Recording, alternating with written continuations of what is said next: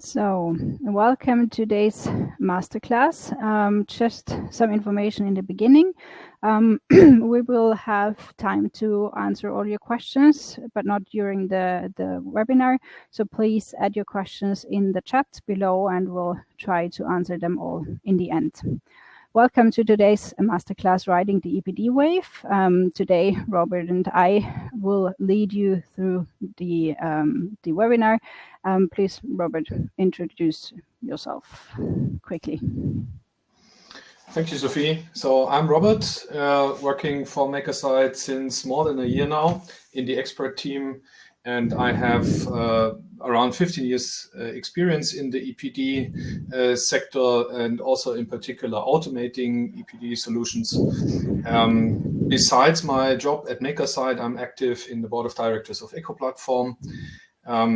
There my focus area is the digitalization strategy, and I'm also working at InData, where we deal with the digital data format for exchanging EPD information. Back over to you, Sophie. Thank you, Robert. So my name is Sophie Kieselbach. I'm the team lead of experts at Makersite, working here since about 2.5 years. And today, I'll, together with Robert, will lead you through the masterclass. So who is Makersite? If you haven't heard of us yet, we are a software as a service company who's headquartered in Stuttgart, Germany. We have teams in Europe and in the US. We have been founded by industry veterans about 6-7 years ago in Stuttgart, have now over 110 employees and are trusted by 50+ global manufacturers. Our mission is to empower companies to make better, faster decisions and create compliant and sustainable products. You see some of our customers on the screen. Today's agenda will lead you through some important topics when talking about EPDs.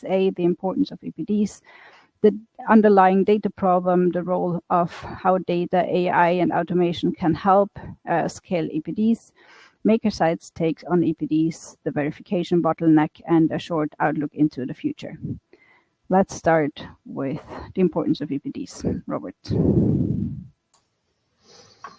Yes, thank you. Let's jump directly into the presentation. So a quick introduction to EPDs, very, very quick, because I think most of you know what an EPD is. It's a third-party verified document that contains environmental information. I always compare it with the Nutri-Score for food. So in a nutshell, it gives you transparency about the potential consequences of consumption, if you want. You see here a few screenshots that we have taken out of an EPD document. On the left-hand side, it is more like administrative information about the verification of the third party and also what is the scope of this document that is represented.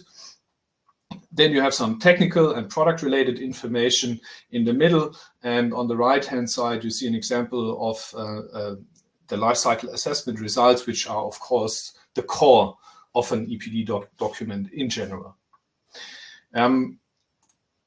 Let's go to the next slide. So the thing is that the environmental awareness is increasing in general all over the globe. We see that in particular also in Europe, where there are some crucial legislative activities going on, and I'm pretty sure most of you are familiar with that. So the ESPR, for example, and so the Eco Design for Sustainable Products Regulation and the Construction Product Regulation, which both refer to LCA as being a mandatory information in the future. So it's a stepwise implementation of LCA information into publicly available documents or data sources so that everybody can access this information and can make informed decisions. But it's not only legislative activities, but also green public procurement, requests for EPDs. So I so when I talk with industry, what I hear a lot is that it's not only the public procurement, but also private procurement is increasingly asking for EPDs because the products that customers buy are part of their scope 1, 2, and 3 reporting. So this is a key driver that I recognize in the market. And when we talk about construction products, for example, there is also legislative national requirements. For example, in Denmark, every new building that is built needs to have an LCA about this building, and for buildings that are bigger than 1,000 square meters, there are even certain thresholds that you need to fulfill with your LCA. So this is just a few examples why EPDs are business critical today. And I move on to the next slide. So the question is, why should companies now address this topic and start investigating? It's not only because it's business critical, but it's also because it takes some time to implement a solution that works at scale. We will come to that picture later on, so you will see this picture again with a little bit more details and explanation.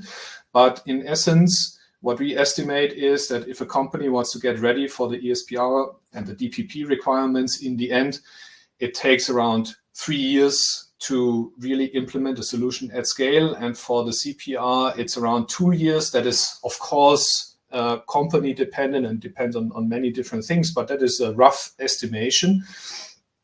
And that is why we say actually companies that have not investigated into that topic are already late.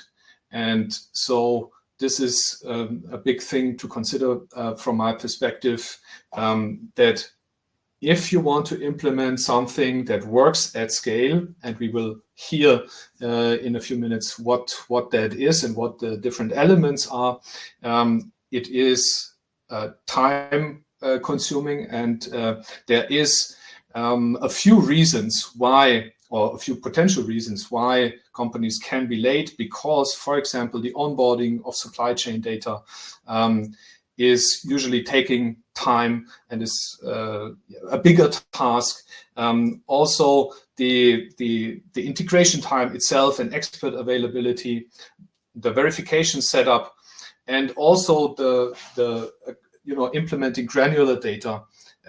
These are just a few examples of why such a solution takes some time to implement. And now I would hand over to Sophie to dig into the details of the data. Thank you, Robert.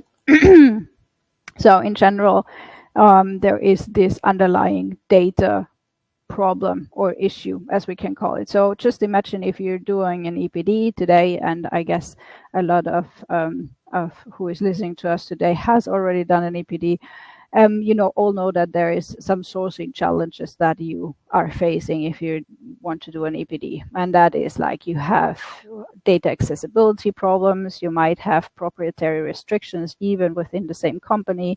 You will have varying data quality standards throughout the company if you have different sites and different countries. You might miss descriptions. It might be that you have problems to actually integrate data from one thing to the other. So, and basically you're fighting a lot of things like inaccuracy, inconsistency, and incomplete data. So you have manual entry errors, you have outdated information, you have inconsistent data formats. You might have even inconsistent data for the same data point, and you have missing data points. And you all know that problem. If you collect all the data, you're calling different people, you're looking at different tools within the company, and you're trying to get one data sample that actually is representative for the EPD. And now, obviously, that is only for one product or one product group. And now we want to scale up. We need to scale that game up. And that brings us to that part of a company needs to have a certain level of data governance structures in place to actually avoid having people spending time on getting data together to get an EPD out of that. What does that mean?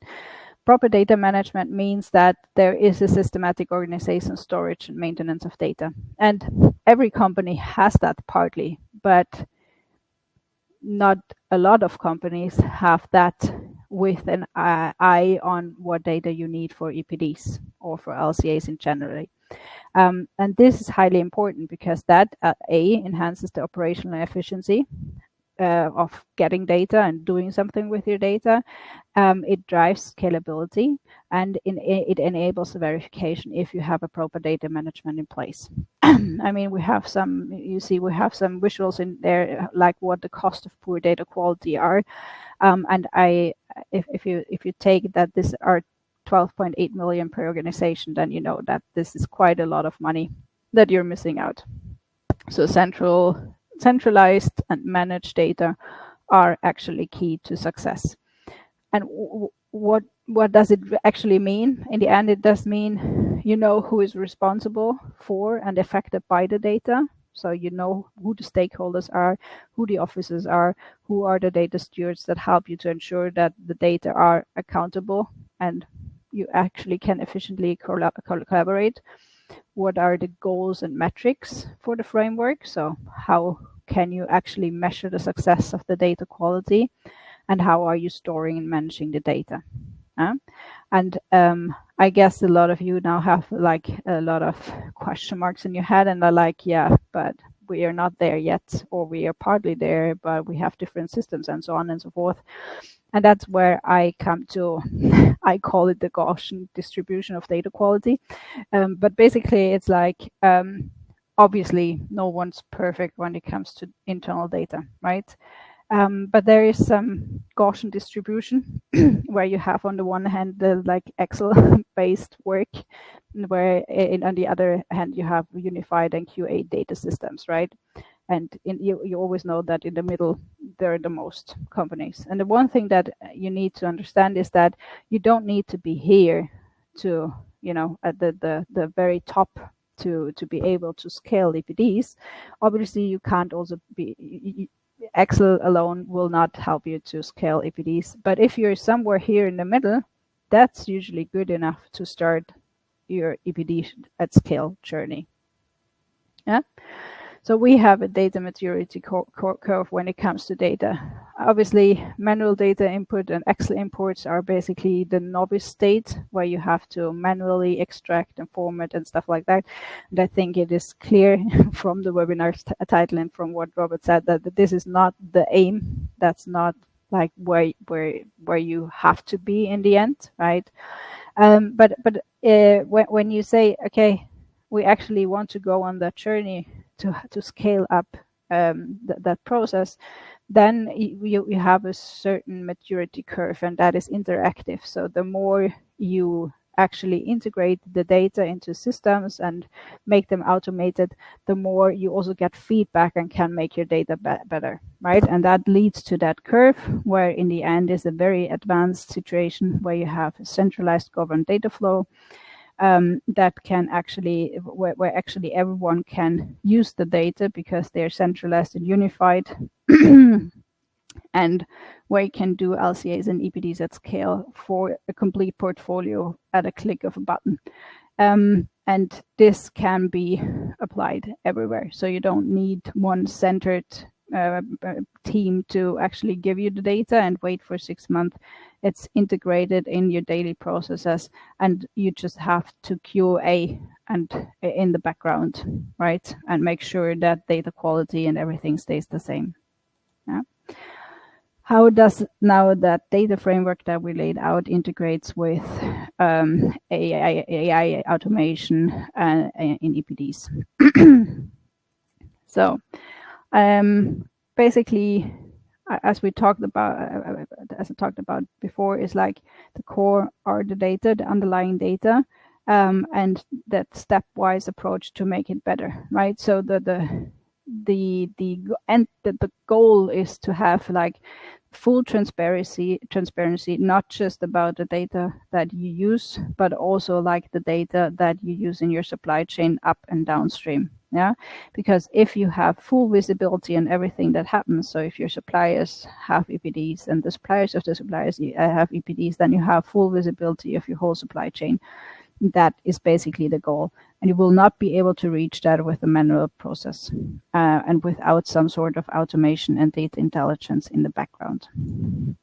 So how do we see LCAs and EPDs at scale? So basically, we talked about what the data source needs to be in our eyes. And what then happens is that if you ingest the data from the source system, then you have an automatic transformation of the data. You will have a mapping to the third-party LCA databases, and that can be also other EPDs from suppliers, right, or direct supplier information.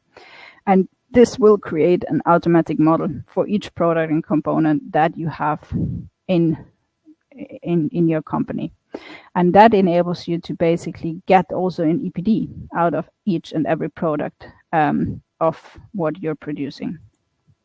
Yeah, so you have an automatically generated model that is reproducible because that process from here to here is automated.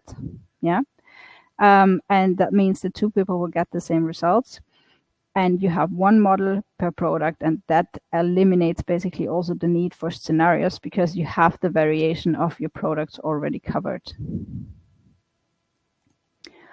So if we now compare the traditional way of how you do LCAs and how it actually is supposed to be in future and what the need is that in the traditional kind of way on how an EPD is done is you have one model, maybe with scenarios, or if you have a product group, you have a range. It's basically not really reproducible because if someone else is doing the same EPD, you know that you already have variances. It's error prone because it's manual. It's labor intense. We all know that a traditional EPD is up to some month of work. and in the standard EPDs, a lot of EPDs that you find on the market are actually averages that are representatives of a group, but not the actual product. And as I have shown before, the goal is to have like live EPDs on each product. With the EPDs at scale approach, that is absolutely reproducible because you have that flow from the data source to the automated tool that is absolutely transparent. And if you have errors, that these errors are usually linked to data errors at the source. So that also gives you that feedback loop to make your data better. And it includes no manual work besides checking things because you're interested in some details, which also frees up the time of any expert because they actually can work on more specific topics and not be sorry to say that, but I also was there like for a long time, the data monkeys to collect the data. Yeah, so let's now go hand over to Robert, who will give you a taste of how Makersite's take on EPDs is.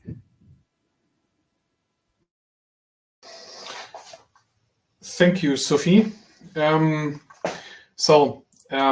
I want to show you and introduce to you a little bit the EPD process that we see at Makersite, and let's dive into this topic right now. So you see, so this is the Makersite end-to-end EPD process that you see on the top of that slide. And actually, if you compare it to what's going on in reality for many EPD projects, is that step number one is entirely missing. So the data landscaping and the data design, so investigating where does all the data of the company sit and how can I connect this data with my EPD creating system, that is something that is just skipped with many solutions that you find out there in the market. But for us, this is, of course, one of the core things to do in such a project. You know, to know and identify all the possible data sources and not only identify them, but integrate them into the solution. And so I would say that is one of the key differences between Makersite and the other solutions out there. Most other solutions have more like a one-to-one modeling approach, and the data is collected manually and not automatically. And also the verification is in most of the instances very much a manual process and a time-consuming process too. And on top of all of that is the external dependency on experts, on verifiers, and all these kind of things that slow down the process, that create costs and inefficiencies in the process. So we at Makersite, we took that process, and I want to come to the next slide, and fully automated each of the steps. So as I said before, we are actually not collecting data manually, but we are rather designing a system where the data flow is automated. And Makersite itself, the software I mean, is made and designed in a way that it can ingest and consume all kinds of data. We have, I don't know how many different formats that we support and different importers we have available for all sorts of information. If it's a bill of material, or if it's full material declarations, all kinds of information, or supplier information, it doesn't matter what. We really take all the data that is available and we integrate it into the platform so that we can use it for automated LCA modeling. I think that is the second box that you see on the screen. And yes, you hear correctly, we automate the process of creating an LCA model. And we do that with rule sets that are applied to the data that is integrated in Makersite. This is also embedded into a QA process that happens, and also automated documentation. The latter two things are things that are usually specified customer specific to some extent, because different customers, different sectors need different QA processes usually, and so there is an element of specification to it. Also, I think that is one of the easiest things is the EPD creation itself, to do that automatically. That is in Makersite a combination of the automated LCA creation and the integrated data in Makersite. So that enables to create the EPD document automatically. And one thing that is discussed also publicly, for example, LinkedIn and other channels, is the topic of tool verification at the moment. So in Makersite, we have the possibility to really verify the tool as a solution, because we have these rule sets that we apply, and we have the data integrated, so that enables us to do a different type of verification than than most classical tools can do. We will come to the details of that in a bit. And currently, on the very right-hand side of the process that you see on the slide, we are working to integrate with the first EPD program operators so that the exchange of the documents can be fully automated and does not take any time anymore. In practice, this is today also with the most solutions that you find out there in the market not possible. So there is always some processing time. And even if it's just a few minutes, if you multiply these few minutes with, let's say, 1,000 or 10,000 EPD documents, then it adds up to a quite significant amount of time, and is actually crucial that this is automated. So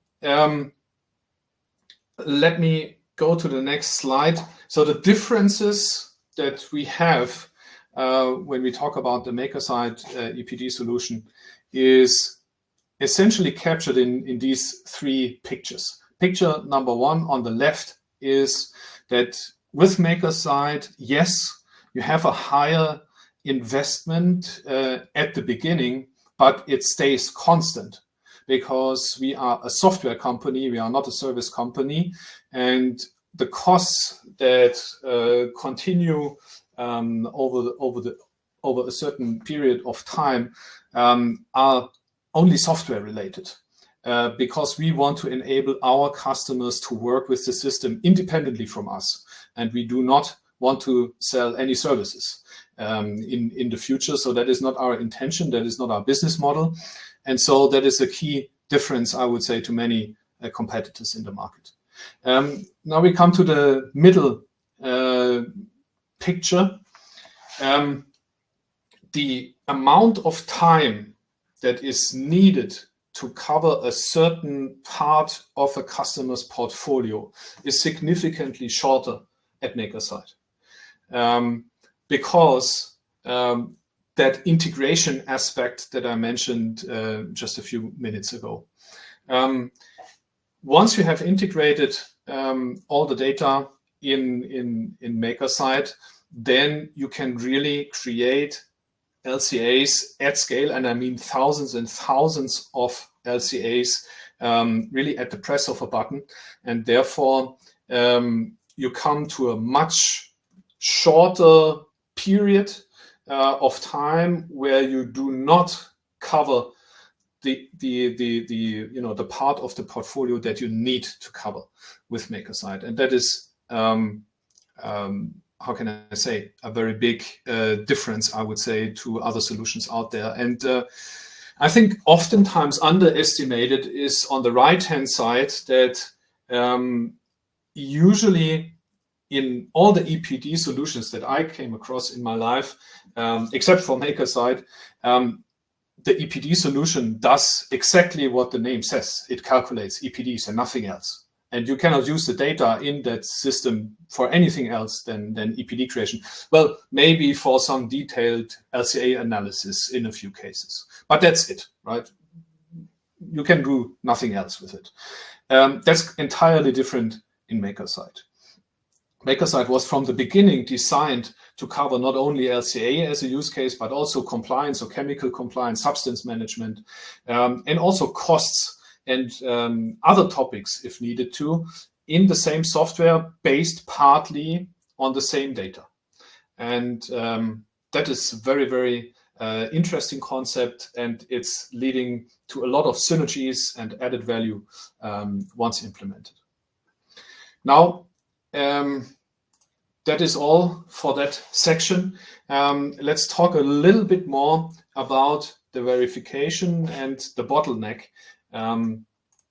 that is existing, at least for many solutions out there. So the standard approach or the traditional approach is really that you have a report and you need to do that report for every EPD that you publish. And this is, of course, slow, and it's also error prone. So it's a manual thing, and it does, in a nutshell, not work at scale. So we need to essentially change that and think about something else. Now, the problem is, to some extent, that LCA at scale or EPDs at scale is a new concept. It's a new thing, right? The standards that are out there, like the ISO 14040 and the following, and so on and so forth, these standards do not cover the topic at scale. And so there is no standard for systematic documentation if you have like hundred thousands of verifications to be done. So we are, let's say, touching new ground here. And our solution that we came up with is that we use the model itself as a part of the documentation, because the model contains, of course, very essential information about the LCA. And we have no problems with transparency, it's rather the opposite. We have problems if something is not transparent. So we think that is a good idea to use the model for these documentation purposes. We will go into some details in a bit.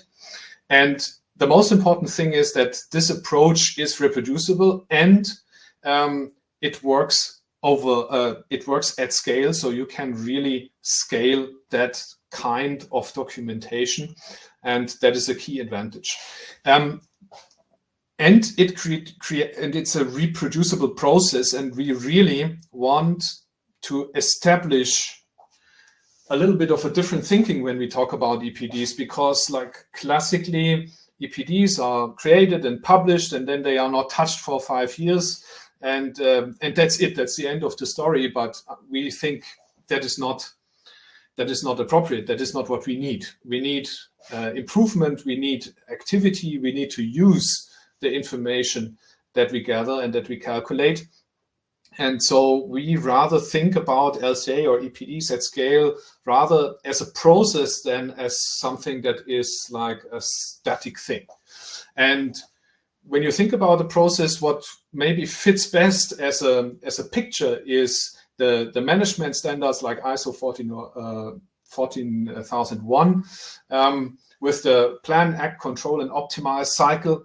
So we think instead of being something static, the information that you have or that you create in the course of an EPD process should be used to improve things. And in particular, one element is what Sophie mentioned before, like the degree of primary data that is used for the calculation. So to maybe wrap that up a little bit, or to summarize that topic a little bit, we at Makersite have decided to actually split the documentation up into 3 different elements. So we have a background report or a background documentation that is more or less applicable to all the different products that are covered by the solution. It describes things like allocation and what data is used and things like that. Then we have so-called mapping and quality assurance reports that come out of Makersite automatically. And these are created for each and every calculation that we perform. And it is really, really, really granular information there. So if we work with BOMs, for example, so BOMs is not the only format that we can work with, but BOMs is certainly a very common format, then it really goes down to the BOM leaves of every component of a product's BOM. And you see for each BOM leaf, what is the mass, what is the applied data set, how was the data set applied, and so on and so forth. What is the GWP, for example? So very, very high granular information in these quality assurance reports. And of course, what you also need is the aggregated lifecycle impact assessment results. And with this set of information, and in particular with the middle piece, so these quality assurance reports, which you can reproduce. So if you feed in, for example, an optimized data set from a different supplier, or you update your way of making products and whatever, you save some energy or things like that, you can reproduce that report, and also at the same time update your EPD document. So that is how we see the topic of EPDs, rather than being something static, is that it should be something dynamic, and that the information is used like in such an optimization circle, like you see it on the right-hand side, for example. So the last slide I have related to the topic of verification is that I want to clean up some myths that are around in the market. So I heard, or I hear frequently that people in the market tell customers that, oh, we have like a fully automated solution and there is no verification needed whatsoever. These things are not true. So even if you have a fully automated EPD solution like Makersite offers this, you have so-called minimum verification requirements, which are defined on eco-platform level. So at the very minimum, you have to have an annual audit of the internal quality assurance processes, which are also mandatory if you have such a system. At least 10, but in most cases, I would say more than 10 EPDs have to be verified manually per year as based on a sample checks. And of course, last but not least, the process of data mapping needs to be transparent to the verifier in any case. So there is always verification associated with EPDs, and if somebody in the market tells you you do not need to verify each EPD document, then that is most likely not true. And now back over to Sophie. Thank you, Robert. So what is the outlook, basically, of what we have told you today, and what is the vision that we want to transport to you is we think that an EPD, an automated EPD solution, should facilitate certain things, and that is not just produce EPDs and that's it. It's actually a bit more. Basically, it's EPDs that are generally instantly generated to basically address customer demands. So you're generating not an EPD just because you need it once a year, but you generate the EPD when it's needed at a fraction of the cost and accessible for every product, no matter what. You are ensuring that both the current regulatory compliance and also future requirements are done with that kind of process, and that you can actually face them with a certain confidence and not like chasing them. And you also enable with that approach a feedback system for internal teams so that you can actually continuously redefine designs and get more sustainable over time, so that EPDs are not just a reporting thing, but also help you to basically design for the future. That said, with Makersite, we have shown you before that timeline where we said, actually, if you haven't started yet, you're already too late. Makersite actually reduces dramatically the time that is required to generate this high amount of EPDs, because we are leveraging the basically AI-led data mapping and enrichment approach, and you can win back crucial time to get back on the race, basically. With that, I want to finish the webinar. Thank you for listening, and we have now some more minutes for Q&A. Just as a note on the side, if we can't answer all your questions, definitely we'll come back to you when you get the recording. You will also, someone will contact you. So thank you very much. Let's go to the Q&A section. So I'll go into the question section and just read the questions, and then one or both of us will answer those. Okay. Let's go to the questions. Does Makersite solution is able to deal with FTS? Robert, do you want to take that one? Yes, I can. In general, I would say yes. So you can produce FTS in theory, but I would also say no when it comes to tool verification, because that is a concept that is not implemented into the FTS framework, at least not how we practice it at Makersite. I know they also talk about tool verification, but they mean something different. So they mean more that, you know, that there is a tool where you take the EPDs out, and not that the whole process of creating the EPDs is covered by a tool verification process. So yes and no, I would say. Yeah, I don't know if that answers the question sufficiently, but that is the current status there. Yeah. So another question is, does the tool enable modeling so that we can evaluate the climate impact of changes in our production supply chain? I'll answer that. Yes, it does. It's because we basically do a digital twin of your data, and that's why you can whatever your data you have in your system will also have in Makersite. So that will enable you to also switch between suppliers and so forth and so on. And we also have a lot of functionalities that help you to do these eco-design choices, and also just like the switches between like location and supply chain and so on and so forth. Yeah. Then another question: does the tool support the EcoInvent, Nega, Octet, and Gabi databases? Robert, you want to take that one? Yes. So I only see I have two different tabs. One is the chat and one is the questions. Exactly. Yes. So I cannot read the question now because I just saw the questions tab. Anyways, doesn't matter. So we have various different databases included into Makersite. EcoInvent is one of them, but there are multiple others. We currently do not support Gabi data, but that is has to do with not with Makersite, but with other.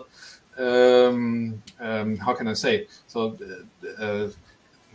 yeah, it's more like a licensing topic. So the provider of the Gabi database does not license this database to other software providers, as to my knowledge. So that is the issue there. But in general, we could implement any database, any LCA database for calculations, and we have included, I think it's around 20, 25 different databases with different focus areas, like carbon mines data for the chemical sector, for example. Yep.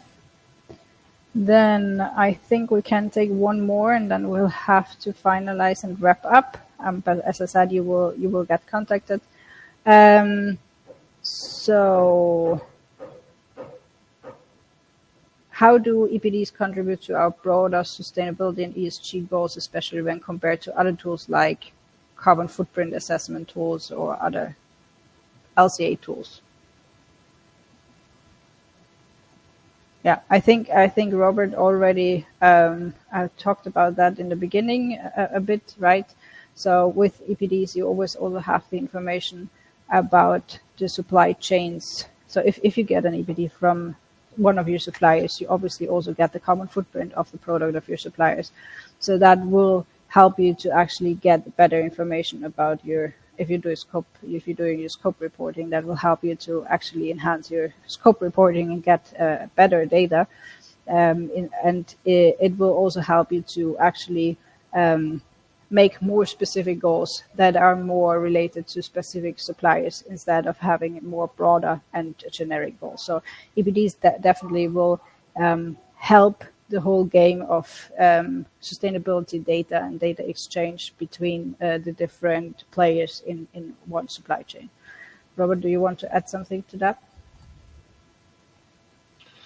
I'm not 100% sure if the question was like if people or companies use EPD, for example, in their Scope 3 reporting, or if it's also related to if I create EPDs myself, what does it do? What is the benefits for my business? So if I think about the second aspect there, or the second perspective, then of course it is that you get transparency about your products, and you also have a quality assured process behind the creation of the LCA results. I think that is the biggest advantage that has to do with EPDs. And also the information that you then publish to the market is trustworthy, and so can be used without, let's say, without any problems or issues. Yeah, that is maybe what I would add. Thank you. So thank you for your time, and thank you for listening. We will now end the Q&A session. Thank you for attending our masterclass, and hope to see you next time. And you will get the slides after the recording.